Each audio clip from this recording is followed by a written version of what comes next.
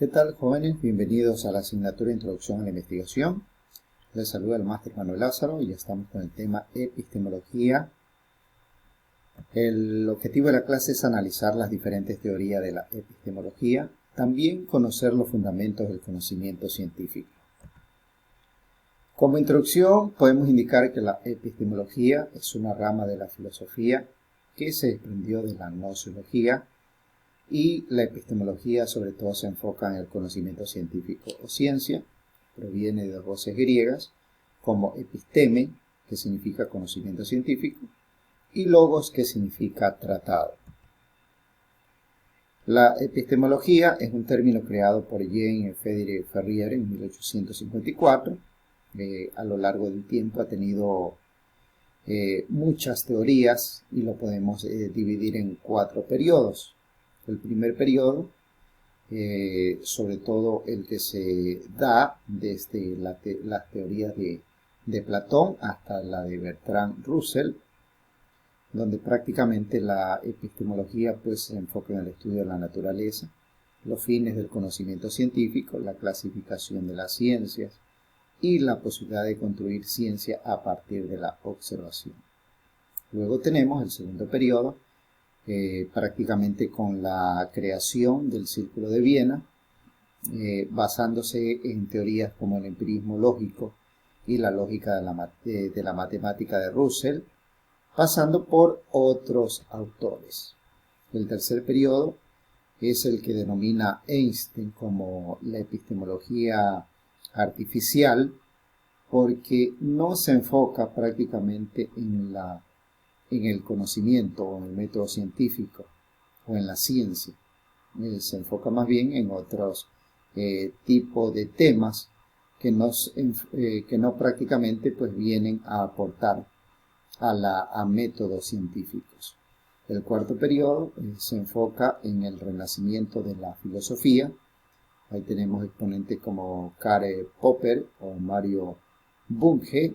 Por ejemplo, Mario Bunge dice que la epistemología, para que sea útil, sobre todo debe satisfacer algunas condiciones. Por ejemplo, esas teorías deben fundamentarse en la ciencia.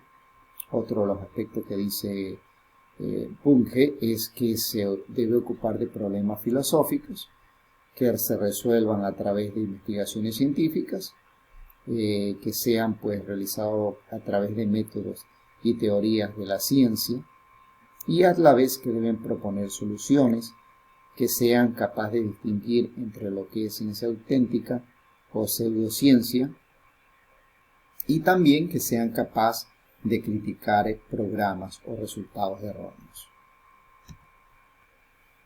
Dentro de todas esas teorías que vamos a analizar, podemos clasificarlas en 2 grupos. Por ejemplo, el empirismo, el racionalismo, el positivismo, el neopositivismo, el enfoque de sistemas, el funcionalismo o el estructuralismo. Los podemos clasificar como enfoques cuantitativos, mientras que el materialismo dialéctico histórico, el realismo crítico, la teoría crítica de base marxista, el relativismo de la base fenomenológica, los podemos clasificar como enfoques cualitativos.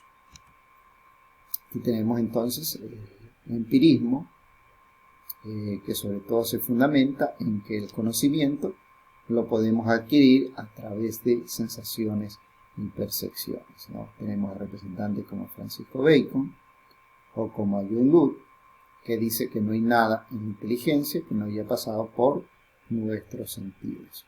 También podemos destacar dentro del empirismo que existe el empirismo materialista y el empirismo idealista.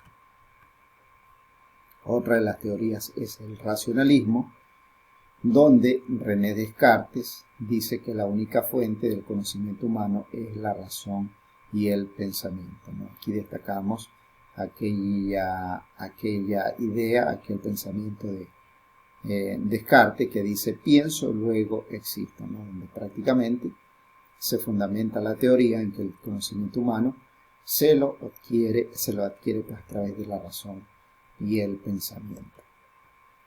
Pudiéramos distinguir también diferencias entre el empirismo y el racionalismo, entre ellas, por ejemplo, el método de conocimiento del empirismo. Ese método de conocimiento es la observación y la inducción, mientras que el método de conocimiento del racionalismo es la deducción y las 4 reglas del método cartesiano.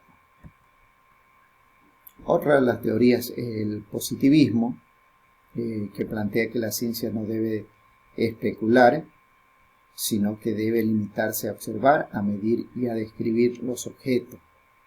Prácticamente con el positivismo podemos comenzar a analizar la aplicación de aquellos métodos modernos, como es la observación, la medición y la experimentación.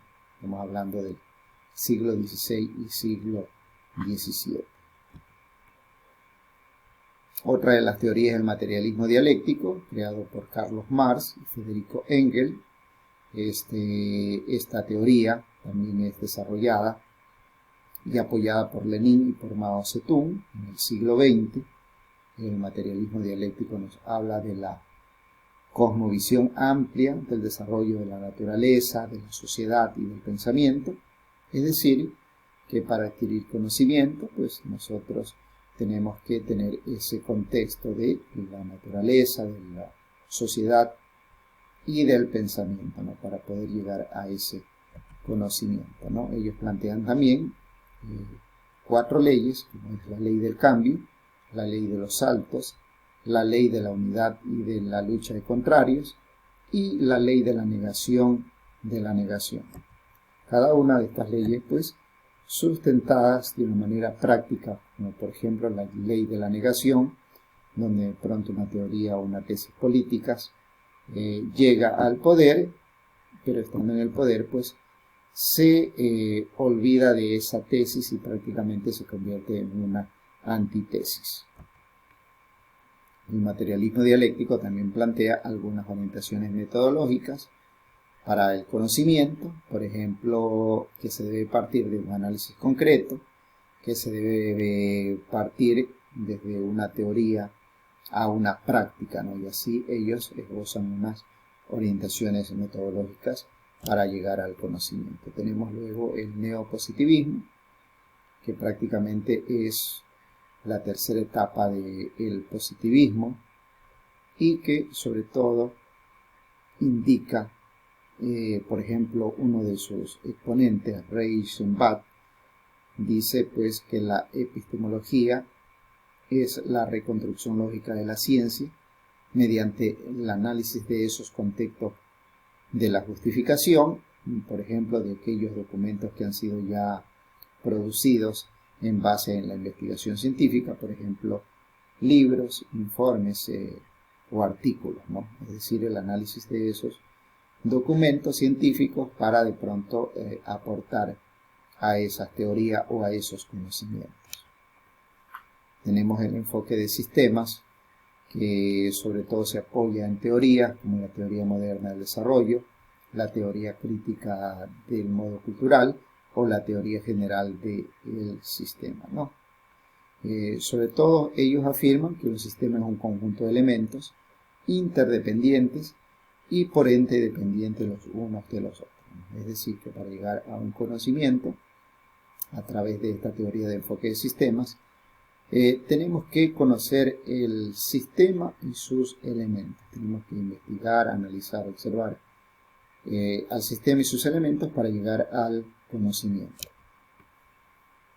Ellos plantean 3 premisas básicas, como por ejemplo que los sistemas existen dentro de otros sistemas, que hay sistemas abiertos y que las funciones de un sistema dependen de su estructura. Otra de las teorías es el funcionalismo, que tiene una base sobre todo pues cuantitativa y que sobre todo la investigación científica debe pues descubrir en qué consisten las funciones, cómo operan esas funciones, qué es lo que realizan, bajo qué condiciones y cómo se diferencian, ¿no? Entonces ese es el enfoque del funcionalismo. estudiar las funciones de los elementos, podríamos decir. Luego tenemos el estructuralismo, que también tiene un enfoque epistemológico afín al funcionalismo y que sobre todo afirma el estructuralismo, que el estructuralismo, pues, sobre todo la categoría fundamental es el estudio de la estructura, y por estructura se entiende como el conjunto de relaciones entre las partes y de estas con el todo, ¿no? Es decir, que para llegar al conocimiento dentro de la teoría estructuralista debe conocerse los elementos, las partes de esa estructura y cómo están relacionadas. Otra teoría es el realismo, con los exponentes, como ya lo dijimos, Karl Popper. Él dice que el objetivo de la ciencia es buscar teorías verdaderas según el criterio de la falsación, es decir, la contrastación de esas hipótesis. Podemos llegar al conocimiento a través de la teoría de la falsación, es decir, de la contrastación de esa serie de ideas o premisas. Tenemos también otra teoría como es el relativismo, que surgen sobre todo en contra de otras teorías como el positivismo o el realismo o el materialismo dialéctico. Sobre todo, pues, ellos se basan en algunos argumentos, como por ejemplo que todo protocolo observacional está influido por la teoría. Es decir, que se debe partir de una teoría para llegar al conocimiento. Otro de los principios es la falta de validez del principio de la inducción, porque todavía existen otros métodos que agotar para llegar a una conclusión. Otro argumento es el de carácter convencional de las pruebas, de aquellas pruebas empíricas. Y finalmente viene la conclusión, ¿no? Una vez analizado o realizado ese proceso para poder llegar a un conocimiento real. Esta teoría también plantea cinco pasos o 5 fases, como por ejemplo la presciencia, la ciencia normal, la crisis científica, la revolución de la ciencia y la ciencia extraordinaria, donde por ejemplo la ciencia extraordinaria presupone un nuevo paradigma, es decir, el reemplazo de aquellos modelos o de aquellas tesis que han sido, pues, como quien dice, superadas en cuanto a conocimiento y generadas nuevas teorías. Tenemos también la teoría crítica, que sobre todo, pues, se basa, pues, dice, en la razón humana, que está orientada no solo a comprender el mundo, a las relaciones de producción, sino también a transformar dicho sistema, ¿no? Es decir, que la teoría no está solamente motivada a generar una serie de argumentos, sino también a ponerlas en prácticas en beneficio de la sociedad, ¿no? Asimismo, ellos tienen algunas ideas principales, como por ejemplo la función, la ciencia social o la idea dialéctica.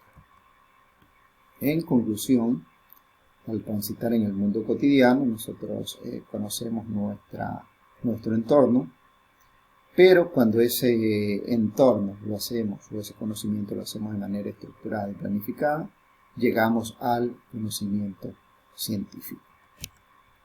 Y tenemos la bibliografía y también tenemos tareas en la plataforma. Nos estamos viendo, pues, en la siguiente sesión. Bendiciones.